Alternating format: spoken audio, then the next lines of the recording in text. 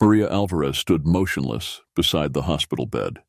The sterile scent of antiseptic hung heavy in the air, mingling with the undercurrent of despair that seemed to seep from the very walls. The rhythmic beeping of the heart monitor filled the room, a cruel metronome counting down the final moments of her daughter's life. Nurses moved in a quiet ballet of efficiency around Emily's bed, their faces a blend of professional concern and detached empathy. The doctor's voice was gentle, but his words cut through Maria like a serrated blade. "We've done all we can. I'm so sorry." The drive home was a blur, a hollow journey back to a life now irrevocably shattered. The Alvarez home, once filled with Emily's laughter and vibrant energy, stood silent, a mocking testament to the gaping hole in Maria's world. She climbed the stairs to Emily's room, each step a leaden march into the sanctum of her daughter's memories. Here, amidst the posters of rock bands and the scattered remnants of high school life, was the epicenter of her pain. Maria collapsed onto the bed, clutching Emily's pillow, searching for remnants of her daughter's scent, a tangible piece of her to hold on to. Tears soaked into the fabric, as if the pillow could absorb her sorrow and offer a fragment of solace. Later, in the quiet of the evening, the phone rang, piercing the silence like an unwelcome intruder. It was the district attorney, his voice a mix of solemn duty and rehearsed sympathy. "Mrs. Alvarez, I wanted to inform you that we'll be pursuing the maximum sentence for Mr. Bennett.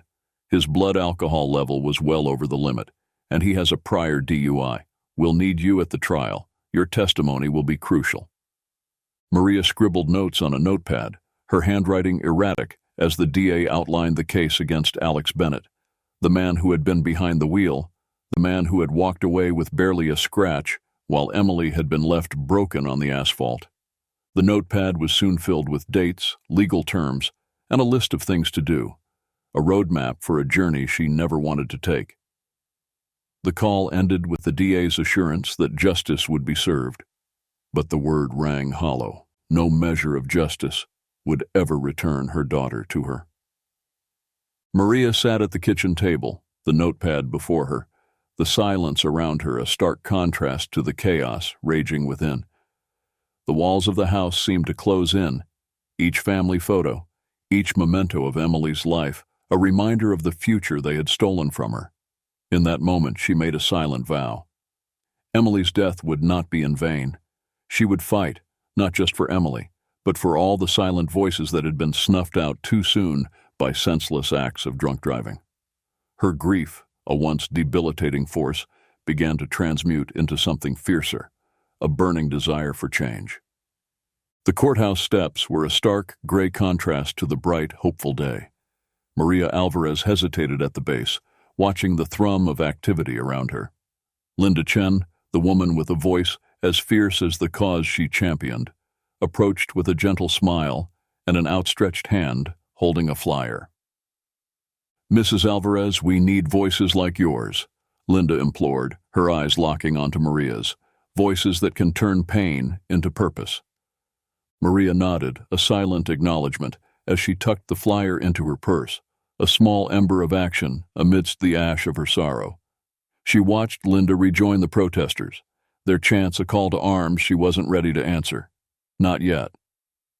Back at school, the once comforting routine of grading papers felt like navigating through a fog.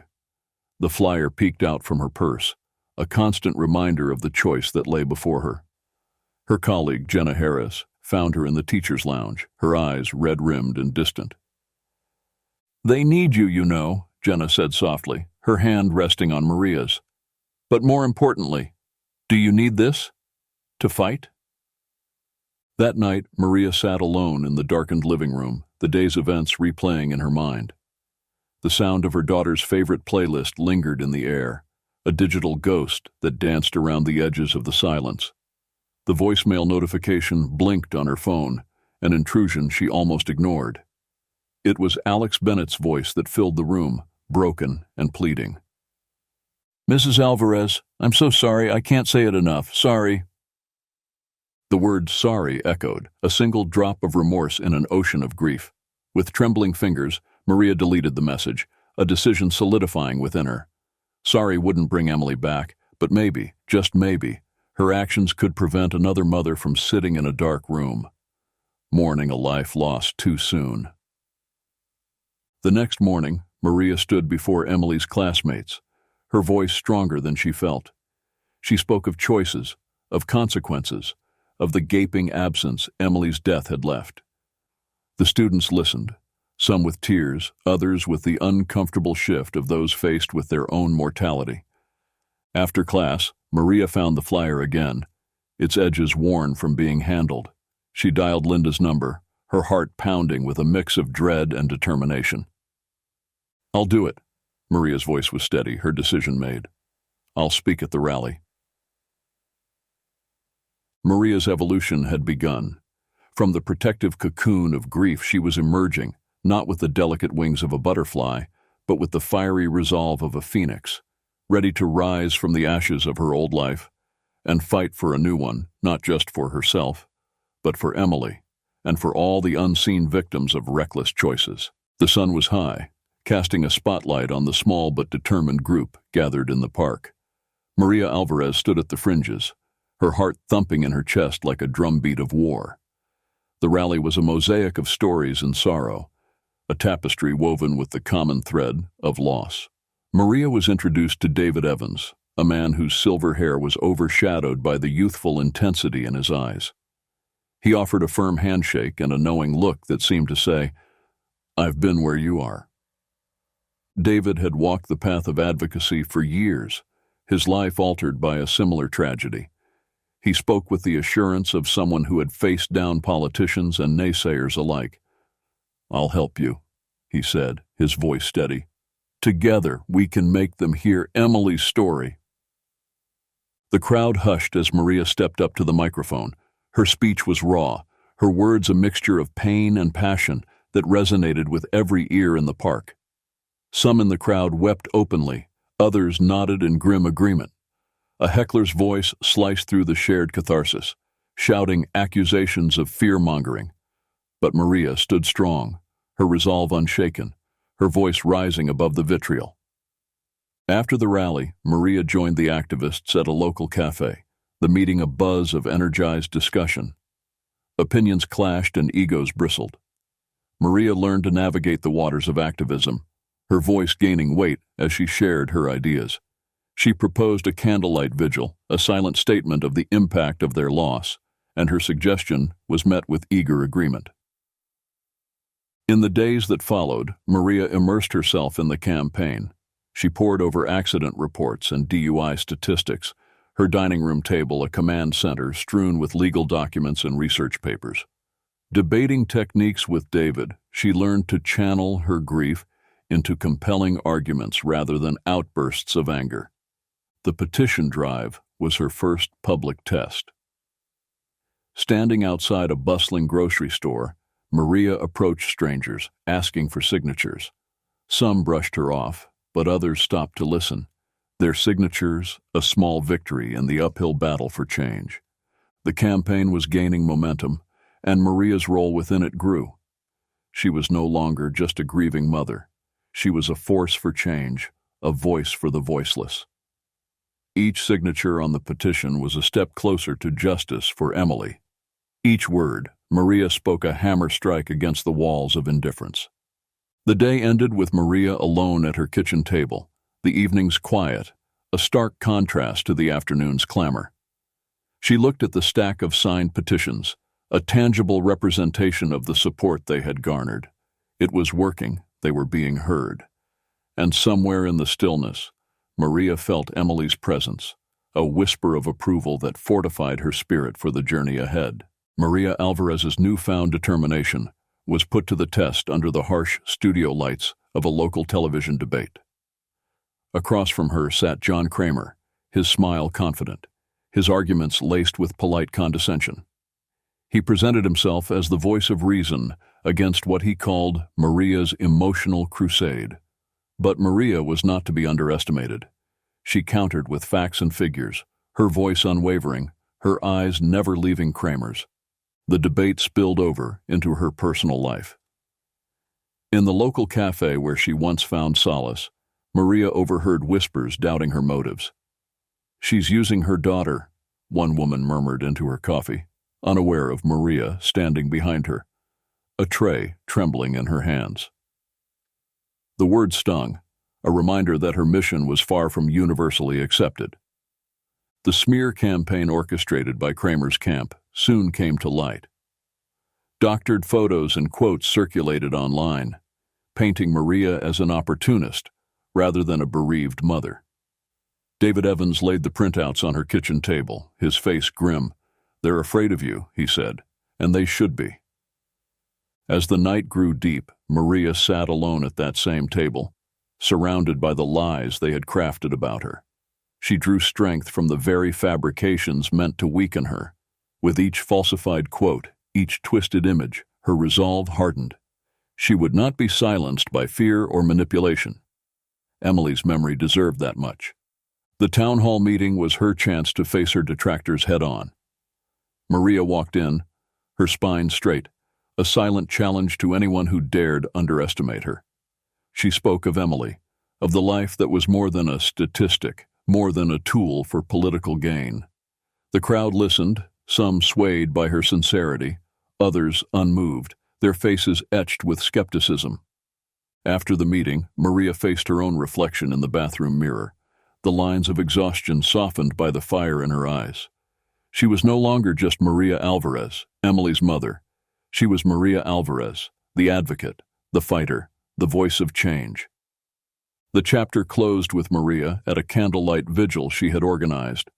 As the flames flickered in the darkness, each light represented a life lost, a family shattered. The community stood together, the silence a powerful echo of their unity. For Maria, the vigil was not just a remembrance of Emily, but a beacon of hope, a signal that the darkness could be pierced by the light of collective action. The morning sun filtered through the blinds of Maria Alvarez's home, casting long shadows across the war room she had created. Maps of the city were pinned to the walls, dotted with markers indicating key locations for their campaign against drunk driving. The table was cluttered with stacks of pamphlets and lists of local officials to lobby. David Evans sat across from her, his eyes scanning a draft of their proposed bill, Emily's Law. As they worked, Maria felt a sense of camaraderie that had been absent since Emily's death. Here was a group of people united by a cause, each bringing their unique pain and passion to the table. David looked up from the draft, his gaze meeting Maria's. "This is good," he said. "It's more than good. It's necessary." The next challenge was the petition drive outside the grocery store. Maria approached shoppers with a smile, her hand outstretched, holding a clipboard. "Would you help us make the roads safer?" she asked, her voice steady despite the flutter of nerves. Some hurried past, but others stopped, listened, and signed. Each signature was a small triumph, a step closer to making Emily's Law a reality. That evening, they gathered in the community center for a strategy session. The room buzzed with the energy of people ready to fight for change.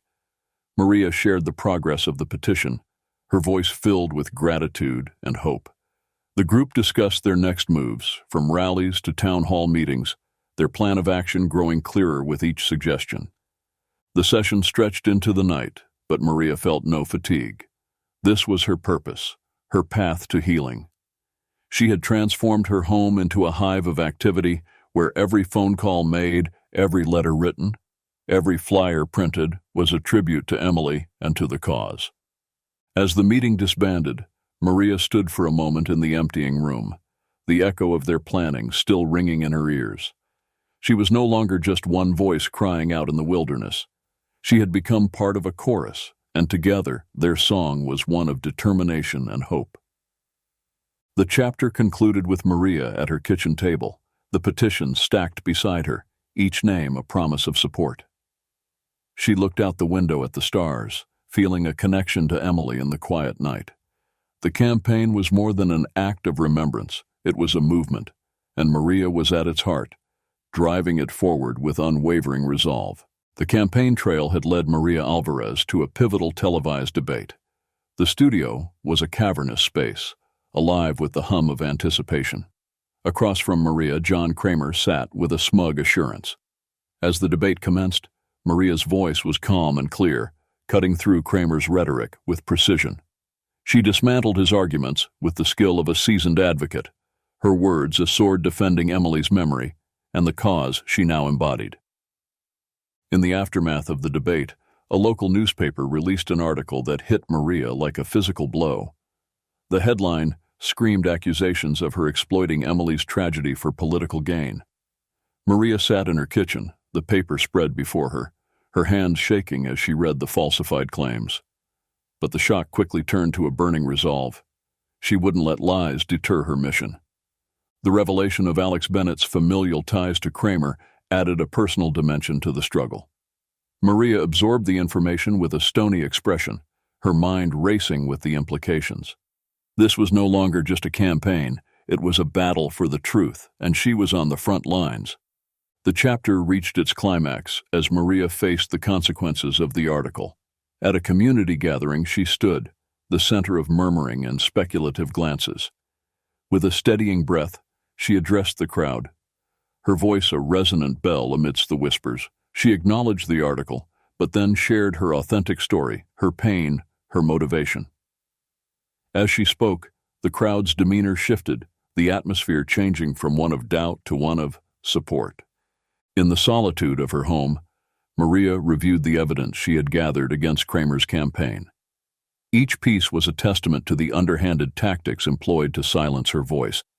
Yet, with each document, her determination grew.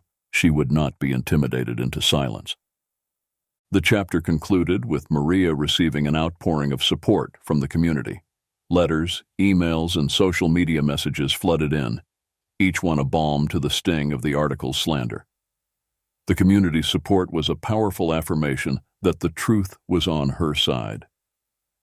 Maria went to bed that night with a heavy heart, but also with a spirit fortified by the challenges she had overcome.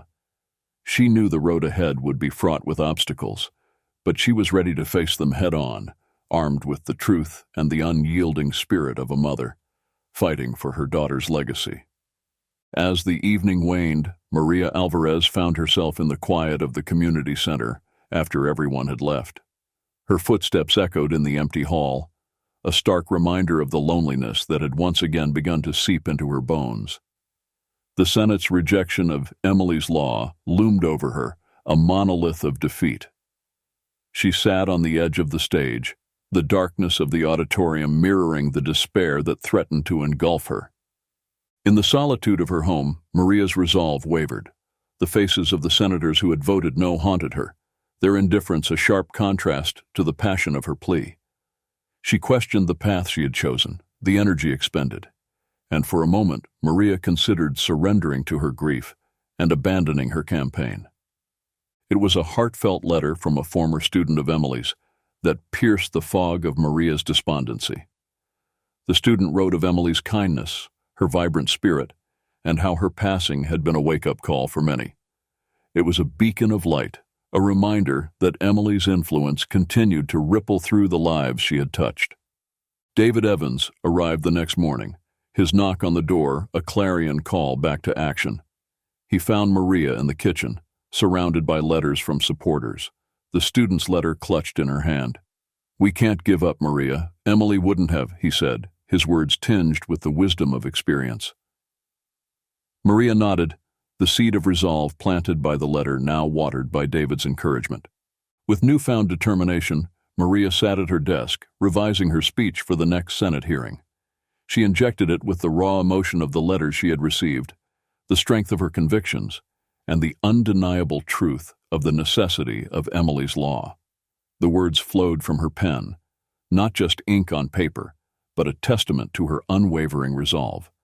The chapter closed with Maria standing at Emily's grave, the sun setting behind her, casting a warm glow over the cemetery. She read her revised speech aloud to the silent stones, to the daughter she missed so dearly. "This is for you, Emily, and for all the lives we'll save," she whispered. As she walked away, the final rays of the sun dipped below the horizon, and a sense of peace settled over her. The battle was far from over. But Maria Alvarez was ready to face it, her spirit no longer encumbered by the specter of defeat. The courtroom was steeped in a silence that throbbed with the weight of judgment. Maria Alvarez sat, her posture rigid, as the judge called the room to order. Alex Bennett's remorseful gaze met hers, and in that moment, the years of anger and grief that had built a fortress around her heart began to crumble. She listened intently as Alex spoke, his voice quivering with the burden of guilt, each word an admission of his shattered soul. In an act of profound courage, Maria rose to address the court. Her statement was not of vengeance, but of forgiveness. She acknowledged Alex's remorse, seeing not just the man who took her daughter's life, but a human being capable of change. The courtroom held its breath as Maria extended her hand to Alex, her gesture a bridge over an expanse of pain and regret. The sentencing was a bittersweet victory. Alex's punishment was lenient, a fact that churned Maria's insides with a cocktail of relief and dissatisfaction. But as the gavel fell, it was Alex's own offer to join her campaign that marked the true turning point. It was an alliance forged in the fires of loss, a partnership that promised to turn their shared anguish into a force for good. Together, Maria and Alex built Emily's Echo, a campaign that resonated with authenticity and hope. Schools opened their doors to them, eager for their students to hear the powerful narrative of consequence and redemption. Maria's voice, once tremulous with grief, now commanded attention, her story and Alex's entwining into a poignant lesson. The campaign's crescendo came with the successful passage of Emily's Law. Maria watched from the gallery as the bill she had fought for was ratified into law. The applause was thunderous, a symphony of triumph and respect. As she stepped out into the sunlight, the world seemed to stand still for a moment, acknowledging her victory. The chapter concluded with Maria and Alex preparing for a high school presentation. They stood side by side, reviewing their speeches, their shared mission a testament to the transformative power of forgiveness. They were no longer defined by the tragedy that had brought them together, but by the future they were building, one where Emily's legacy would be a shield protecting others from similar fates. The corridors of the high school echoed with the chatter of students, a stark contrast to the solemnity of the assembly they were about to attend. Maria Alvarez walked through these halls, her steps steady, a quiet authority emanating from her.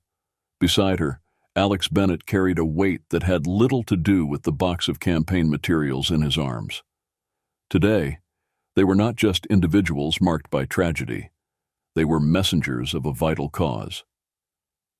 In the auditorium, Maria looked out at the sea of young faces, each a story yet to be told, each a potential echo of her daughter Emily's laughter and dreams. She began to speak, her voice resonant in the hushed room. She spoke of loss, of love, and of the legacy left behind. She introduced Alex, whose honest account of the night that changed their lives forever moved many to tears. The assembly concluded with a standing ovation. The students filed out, but the impact of Maria and Alex's words lingered, a palpable shift in the atmosphere. In the silence that followed, Maria allowed herself a moment of reflection. She had transformed from a victim of circumstances to an architect of change. Emily's death had been a crucible, forging Maria into a woman who could face congressmen, confront adversaries, and now share her story with the hope of preventing future tragedies. The chapter closed with Maria returning to her role as an English teacher, her curriculum now enriched with discussions about choice and consequence. Her classroom had become another platform for advocacy, each lesson a ripple expanding beyond the confines of the school. The campaign had become part of her, an indelible aspect of her identity. As the sun dipped below the horizon, Maria stood at Emily's grave once more. This time, there was no speech to practice, no plea for a law to be passed. There was only a mother, a daughter, and the silent communion between them. "We did it, Emily," Maria whispered, a breeze carrying her words away. Maria's journey had come full circle, from the depths of despair to the heights of legislative victory, and back to the quiet solitude of a cemetery. Yet she was not the same woman who had knelt on this ground before. She was a survivor, a warrior, and a beacon of hope for all who had suffered loss. Emily's memory lived on, not just in Maria's heart, but in the lives saved by the law that bore her name, and in the stories shared by those who had heard Maria's call to action.